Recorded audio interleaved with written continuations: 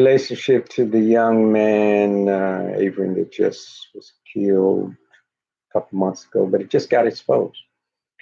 There's more than one or two people that's involved in this, and we fail to really address those issues, I think, and that's what needs to be done because everybody jumps on the bandwagon when something happens, and they get involved and they put up the fancy video and they do fancy interviews and so on and so on. But does anybody really get anything accomplished? And that's the main thing.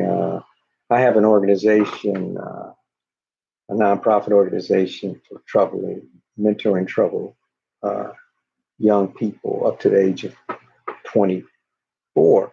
But the fact is here, this young man was jogging. I jog all the time. I'm 60, in my mid 60s, and I still jog all the time, but I jog and I carry. And I do that for the simple fact that you never know what you can run into. Most of the time, it's dogs, you know. But in this case, it wasn't dogs. It was dogs in this case, but a different type of dog, maybe not actually a more dangerous dog. So we address racism when it comes to this young man that was jogging and this father and son that actually executed him. They executed him not because they were just racist. They have the power and always had the power in our society. It's just being exposed. White people have always had the means and still do have the means to run over the lower race, black race, you know, and it's been like that from day one. I'm an older person. Anybody old knows this is nothing new under the sun. This has been going on a long time. The thing is, it's being exposed because now cameras are available. Phone cameras are available to film things. And if this wasn't filmed, it have went on covered up for a whole lot of years, let alone the few months. The only reason it did get out is it wasn't because they never had it. We know, we've seen they had it, the film from the very beginning. That wasn't the case. It's just guy wasn't bright and he thought he was doing something good by exposing it to the rest of the world. And all it did was expose truth. And that's the problem, you know. They been doing these types of things. This killing's been going on a long time. I mean, it's still going on. It's been going on. It's going on right now. And it's going to continue to go on. And it's not something that's going to, you know, get better based on the fact that we get exposed or justice. There is no justice. Listen, there's never been justice. You live in a society to where there's not real justice involved. They can throw a bone to people from now and then, and they will do that. But there's no true justice involved. There's the only just person is God. And if we don't line up with that, we're never going to have justice. And it's as simple as that. And it's not just based on race. Most of it's based on power and who has the power. You heard the saying, whoever has the gold rules. So being a person of wisdom and understanding that, we need to just understand that it's a fact. And yes, you can fight to accomplish something, but it's going to be based on what you have, how much money you have, and it's going to be based on how smart you are and what means and who you can get a hold that can help you with the situation. But the wiser you are, better off you're going to be with dealing with a situation like this. It just so happens that this situation was exposed, and that's how it is with most situations today. They're exposed. And once they're exposed, we can kind of get a little bit more justice. A lot of people got involved in this particular situation once it was exposed. And when a lot of people get involved, then something's going to be done about it. It's as simple as that. Somebody, even though this guy has been doing this a long time, he's been a police officer a long time. He's been working with the district attorney's office for a long time.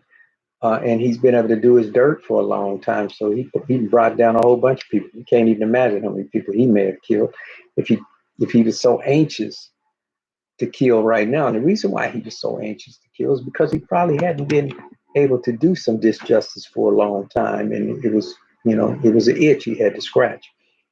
But my main purpose behind this is that there's a lot of people involved in this that won't even be touched. And when I say a lot of people, and it goes from the foundation of man, woman, and child. Man being empowered, man wants to always rule. So they want to maintain their controlling factors. And the government's going to maintain its controlling factor. The police department's going to maintain their controlling factor. And it is some race involved in it, no doubt. We always know that. But shoot, nowadays we got a whole lot of black officers as well. It's a club, and they're going to protect their club and what they're initially tied to, and all that goes down. So a lot of different things, but there's more race involved because there's just more white people in charge. That's just been like that. It's going to be like that a while longer until we integrate and become one race, and that will happen over several centuries if God allows it to happen. Once my generation dies off, there'll be less racism. The generation underneath me, 25 so years underneath me, once they die off, it'll be less racism. Why? Because the world is gonna entwine together as it's doing now. So that's going to happen. But the main thing here, and what I really want to press, is the fact that we're not doing anything. That makes us part of the problem. It makes us not uh, uh, part of his death and part of so many other people's death, because we're not making no real efforts. People that have power, they have the positions to make a difference.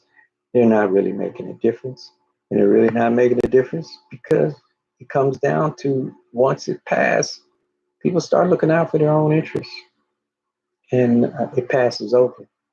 But the race within itself suffers and will continue to suffer until we realize that we got to come to some solution. We got to make everybody accountable, including yourself, including myself. What are you doing?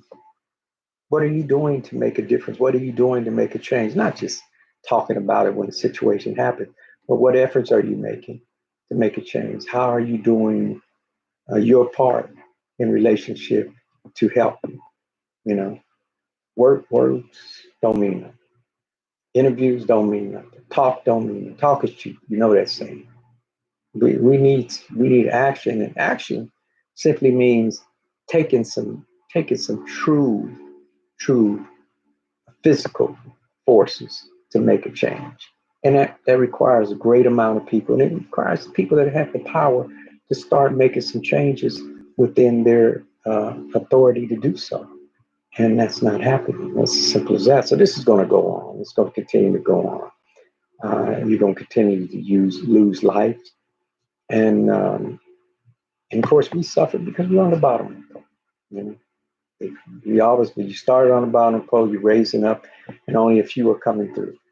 And you got some good people that get in position, but once they do get in position, so good people, if they get too loud or in too much of a threatening situation, they tend to disappear, or they tend to be crucified themselves because they don't have enough people behind them to help them, and that's what we're dealing with.